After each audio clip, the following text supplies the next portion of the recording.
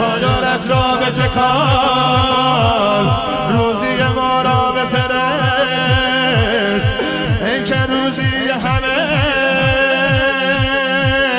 از کرم چادر تو